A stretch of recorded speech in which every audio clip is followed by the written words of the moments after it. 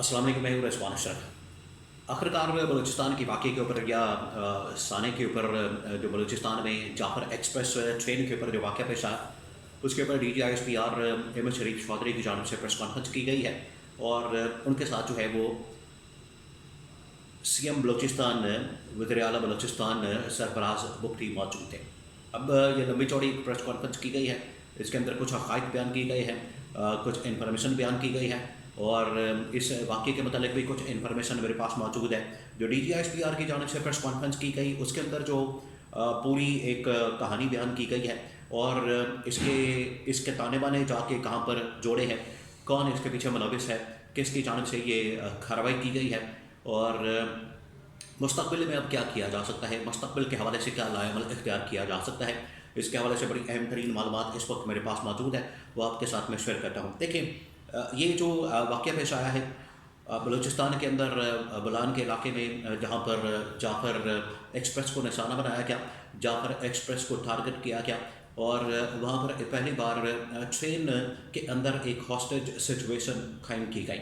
Normally Pakistan के अंदर जो है इस तरह के बहुत सारे वाक़यात पेश आ चुके हैं, इवन के तैयारी को भी हाईजैक किया जा चुका है, लेकिन ये पहली मरतबा हो रहा है कि एक ट्रेन को हाईजैक किया गया और किसकी जानिब से किया गया, BLA यानी कि बलूचिस्तान लिबरेशन आर्मी, उनकी जानिब से ये हाईजैक किया गया। अब ये जो वाक़या किस तरह से पेश आया और उसके अंदर ऑपरेशन किस तरह से कंडक्ट किया गया, इसके बारे में जो DGISPR की जानिब से बात की गई और इसके बारे में जो उन्होंने पूरा एक वाक़या शेयर किया और अभी जो 1-2 दिन पहले मैंने अपने ब्लॉग के अंदर के इन्फॉर्मेशन शेयर की थी कि किस तरह से ये वाक़या पेश आया है और उसके बाद ऑपरेशन को किस तरह से कंडक्ट किया गया है, सेम और वही बातें जो है वो बयान की गई हैं आज। और उस वक्त मैं जो बात कर रहा था वो अपनी इन्फॉर्मेशन की बुनियाद के ऊपर कर रहा था और आज जो है DGISPR की जानिब से वही तमाम की तमाम चीज़ें जो है वो बताई गई हैं और उसकी बाकायदा तौर पर तस्दीक की गई है और अब उन्होंने ऑफिशियल वर्जन जो है वो पूरी कौम के सामने रखा है। हालांकि कुछ दिन पहले जो है इनकी जानिब से एक टीवी टॉक शो में, बल्कि एक दिन पहले ही टीवी टॉक शो के अंदर इनकी जानिब से मुकम्मल कहानी बयान की गई थी, वाक़या बयान किया गया था और जिस तरीके से ऑपरेशन किया गया, मुकम्मल तफसीलात जो है वो इसकी शेयर की गई थी। तो मैं कुछ अहम तरीन पॉइंट्स जो DGISPR ने शेयर किए हैं, जो ऑफिशियल वर्जन है, वो आपके साथ में शेयर करता हूँ। फिर उसके बाद उन्होंने ये ताने बाने कहाँ पर जाके जोड़े हैं और कहाँ पर जाके इसको लिंक किया है, इसके पीछे कौन है और किसकी जानिब से ये सारा कुछ किया क्या है। पहले उन्होंने ये कहा कि असल में ये वहाँ पर जाफर एक्सप्रेस ट्रेन जिसके ऊपर सिविलियंस भी सवार थे, जिसके ऊपर कुछ फ़ौजी भी सवार थे, फ़ौजी एहलकार वहाँ पर जो लॉन्च नाइक वगैरह और उसके बाद जो दूसरे एहलकार होते हैं वो इस जाफर एक्सप्रेस ट्रेन के अंदर मौजूद थे और उनको निशाना बनाना मकसद था और उनको टारगेट करते हुए इसकी मुकम्मल वहकी की गई, इसकी पूरी प्लानिंग की गई, इसकी पूरी फाइनेंशियल सपोर्ट फराहम की गई, लॉजिस्टिक सपोर्ट फराहम की गई, पूरी इंटेलिजेंस की गई। उसके बाद जो है इस वाक़े को ये वाक़या हुआ है, उसके बाद इसके ऊपर उन्होंने प्लानिंग के ऊपर काम किया है और इसके ऊपर अमल दरामद किया है और यहाँ पर ये ट्रेन उन्होंने कैप्चर कर ली। फिर DGISPR ने बताया कि उन्होंने इस तरीके से कैप्चर की, पहले उन्होंने पटरी को उड़ाया, पहले उन्होंने इस हवाले से आगे से पटरी को उड़ा दिया और जब ड्राइवर तक इन्फॉर्मेशन पहुंची तो उसको पता लगा कि आगे पटरी को उड़ा दिया गया है, तो उसने ट्रेन को रोक दिया। ट्रेन को जैसे ही रोका गया तो तमाम के तमाम हमलावर उसके ऊपर झपटे हैं, उन्होंने वहाँ पर हमला किया है और वहाँ पर जितने सवार मौजूद थे, तकरीबन ये 9 से 10 बोगियाँ थी, तमाम के तमाम बोगियों के अंदर जो सवार मौजूद थे, मुसाफिर थे, उनको यरगबाग बना लिया गया। उसके बाद जो है ये हॉस्टेज सिचुएशन पर पैदा होते हैं। अब उन्होंने 2 चीज़ें बयान की हैं, 2 इसकी आप कह लें कि फ़ेज़ हैं। एक वो फ़ेज़ है जब इन्होंने ये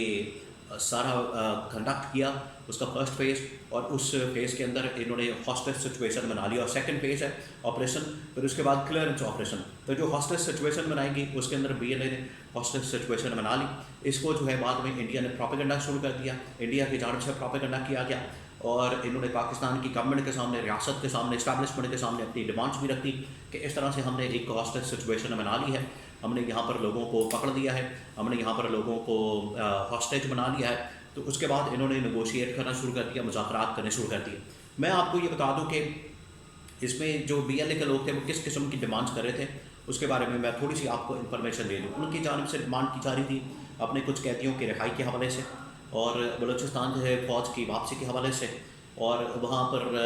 فوج کو اختیارات یہ بلوچستان کو اختیارات دینے کے حوالے سے, بی ایل اے کو وہاں پر سپیس دینے کے حوالے سے, اس طرح کی کچھ ڈیمانڈ جو ہیں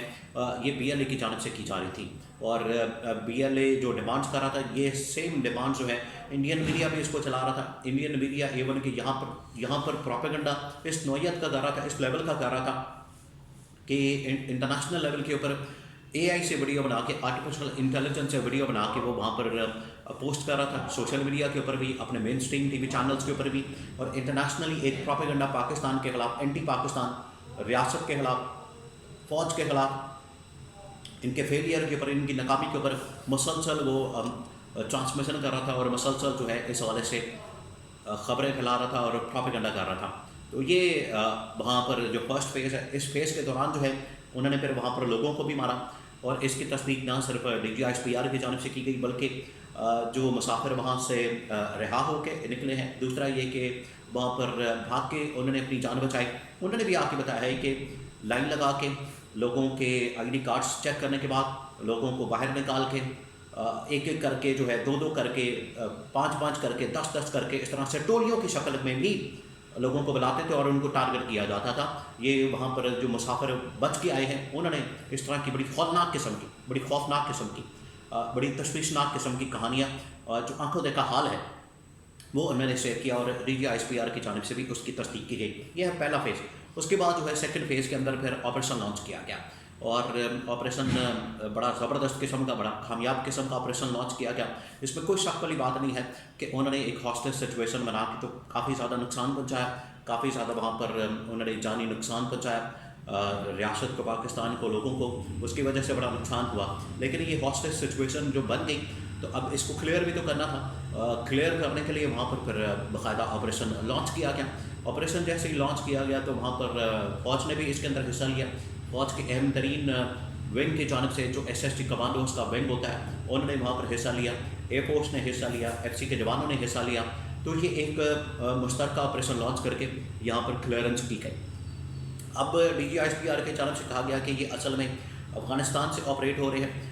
انڈیا اس کے پیچھے ہے, بھارت اس کے پیچھے ہے, انڈیا اس کے پیچھے ہے, اور افغانستان سے یہ آپریٹ کرتا ہے. اور اب اس سلسلے میں ہو سکتا ہے کہ مزید بھی آگے اس طرح کے واقعات ہوں, اور وقتی طور پر جو ہے یہ اب ان کا رسپانس کہاں پر آئے گا, پاکستان کی جانب سے رسپانس کیسا ہو سکتا ہے, اور اگر اس طرح کے واقعات ہوتے ہیں تو اس سے کیسے بچا جا سکتا ہے. دیکھیں عمران خان کی جو اپروچ ہے اس حوالے سے بڑی کلیئر ہے اور اسی کو اپنانے کی ضرورت ہے.